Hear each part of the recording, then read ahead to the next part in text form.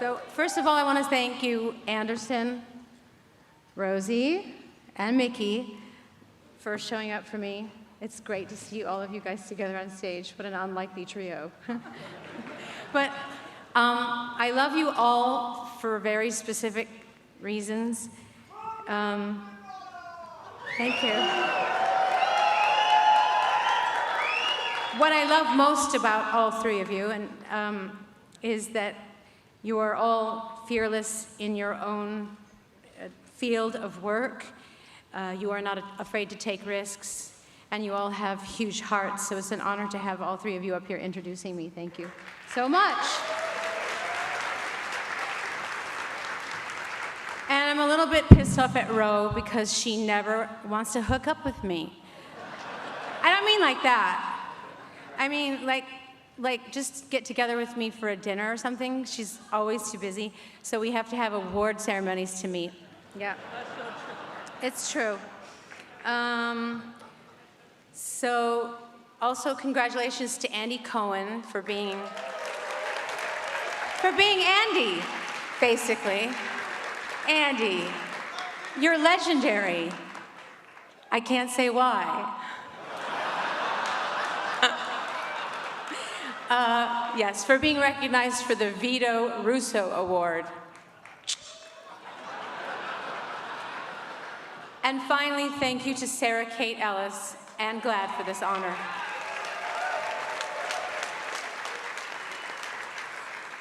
Oh, there's so much to say. Let's see. Well, let's start off with the facts. 2019 is a monumental year for our community. We're commemorating the 50th anniversary of the Stonewall riots, which sparked a revolution and outcry of activism, mobilizing people from all over the country to come together and stand up for love and against brutality, violence, and hatred. Okay, here comes the me part. I sat in front of my computer last night with a Red Bull after midnight, writing this speech. I do my best work at night. You understand, Andy? Yes. Why have I always fought for change? That's a hard question to answer. It's like trying to explain the importance of breathing or the need to love. Growing up, I always felt like an outsider, like I didn't fit in. It wasn't because I didn't shave under my armpits. I just didn't fit in, okay? The first gay man I ever met was named Christopher Flynn. He was my ballet teacher in high school, and he was the first person that believed in me, that made me feel special as a dancer, as an artist, and as a human being. I know this sounds trivial and superficial, but he was the first man to tell me I was beautiful. He took me to my first gay club in downtown Detroit. I told my dad I was having a sleepover at a girlfriend's house. Yep, that got me grounded for the rest of the summer. But that evening changed my life. For the first time, I saw men kissing men, girls dressed like boys, boys wearing hot pants, insane, incredible dancing, and a kind of freedom and joy and happiness that I had never seen before.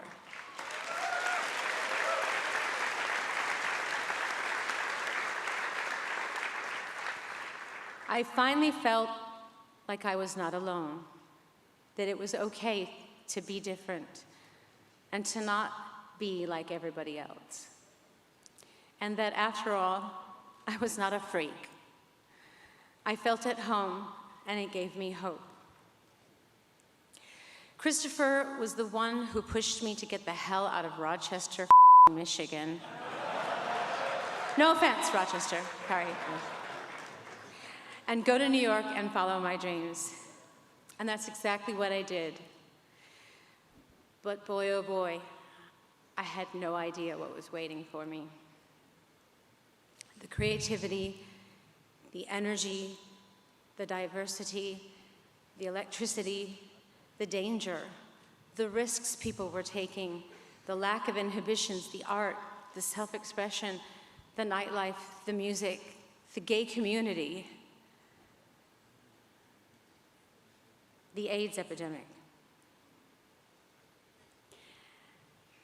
The plague that moved in like a black cloud over New York City, and in the blink of an eye, took out all of my friends. Suddenly, everyone was talking about gay cancer, the disease that gay people deserved. It was on every headline, it was on every news show. I saw people starting to behave differently towards people who were HIV positive or who had AIDS. Not wanting to shake their hands or eat chips out of the same bowl or touch the same doorknob. It made me sad, it made me feel sick, it made me want to kick everybody's ass.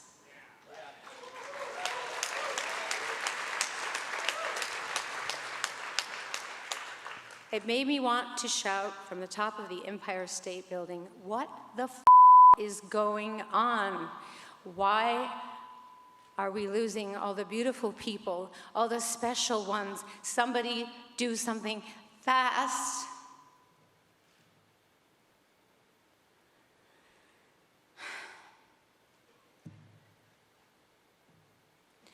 And I remember the pandemonium and the fear and people trying all kinds of drugs that didn't work and doing my own drug runs to Mexico for my friends to buy experimental medicines that were supposed to help cure but ended up killing them even faster.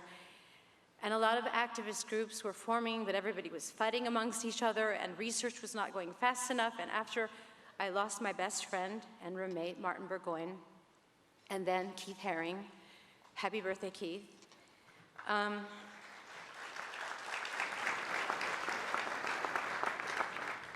I decided to take up the bullhorn and really fight back. I started to do, well, what some people perceive to be outrageous things. I went to St. Vincent's Hospital. I heard there was a whole ward of men and women dying of AIDS. When I arrived, I felt like I had entered a concentration camp. Emaciated bodies in every bed, and all these people who had been abandoned by their families and their friends and their loved ones. I decided to defy the universe and get into every bed and put my arms around as many humans as I could and make them feel loved and human.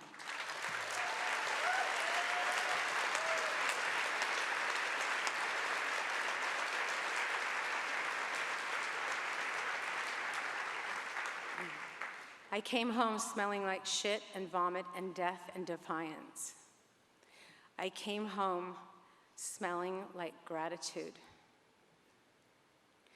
A few weeks later, I was leaving my apartment building on CPW on 64th Street. Don't worry, everybody knows where I live anyways. I walked out into my courtyard, and my courtyard was filled with news crews and paparazzi, and flashes were going off, and microphones were being stuck in my face, and reporters were asking me how it felt to be diagnosed with HIV, and how it felt to have AIDS. And suddenly, everything clicked into place. I realized then and there that if you are going to stick your neck out and fight for the rights of people who are feared or misunderstood or different, you better be ready for the lies, the bullying, the bullshit, the gossip, the hatred, and the abuse.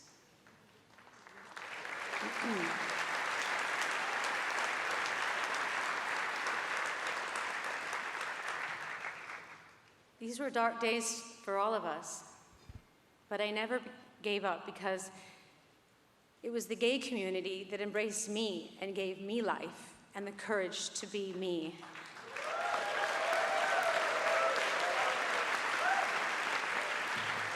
So I had to get in the front line, no matter the cost. Sometime after that, my beloved ballet teacher, Christopher Flynn, died of AIDS. And somewhere in all of that craziness, I became a creamy, smooth pop icon goddess.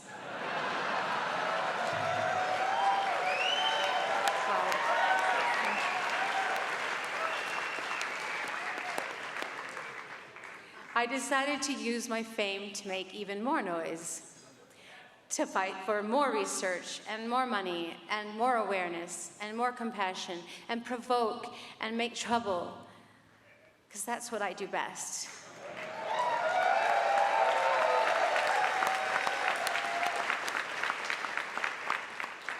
When I made the film Truth or Dare, I had no idea I was going to... Seriously, I had no idea it was going to inspire so many gay men to, A, give blowjobs to Evian bottles, or B, just have the courage to come out. Yes. And be free and take a stand and say, this is who I am. Like it or not, okay?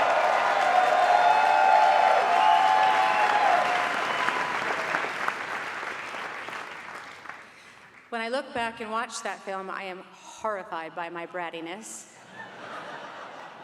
But I'm also proud that it gave so many people hope.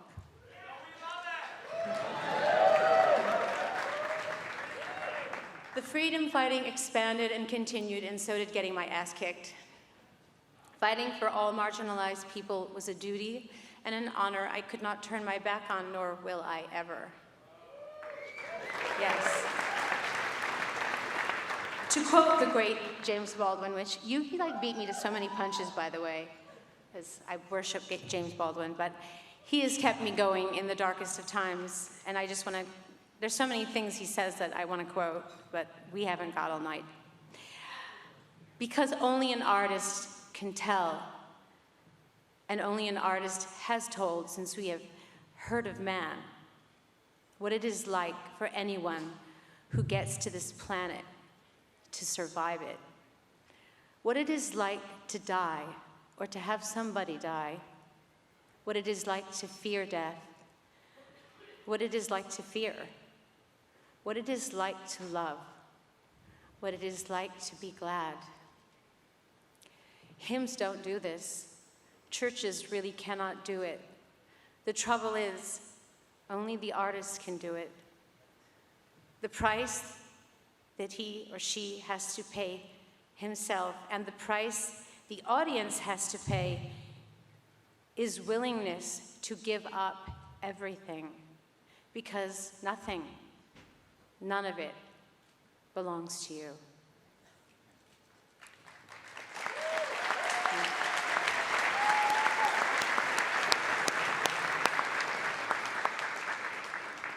So 14 years ago, I heard about an AIDS epidemic in Malawi, a country in sub-Saharan Africa that I'd never heard of before, embarrassingly, a country that had left over 1 million children orphaned by AIDS. I decided to go there and see what I could do, and it was like history repeating itself. Hospital wards filled with emaciated, dying people laying in hallways and under beds, abandoned children wandering the streets everywhere, orphanages overflowing, no medicine, no education about what was happening, and no one talking about prevention. Eventually, I made a documentary called I Am Because We Are, wanting to share this journey. Thank you. Wanting to share this journey and hoping to raise awareness and inspire others to help me, I started advocating for change in the warm heart of Africa, which is what Malawi is known as. Building schools and orphanages, and eventually a pediatric hospital. It is here that I met and adopted 4 of my 6 most beautiful children.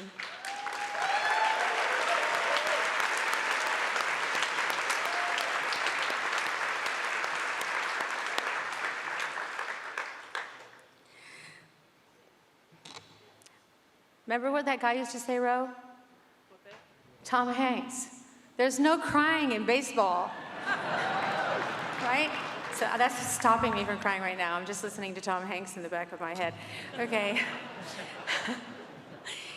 To quote a song on my new record called Extreme Occident, life is a circle. Death and loss brought me new life, brought me to life, brought me to love.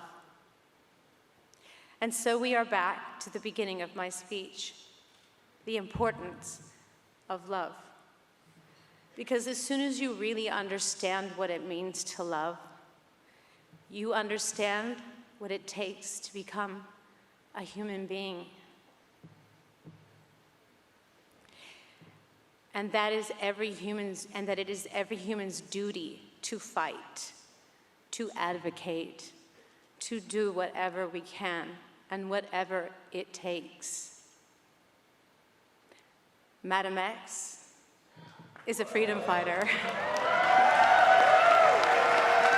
Thank you very much.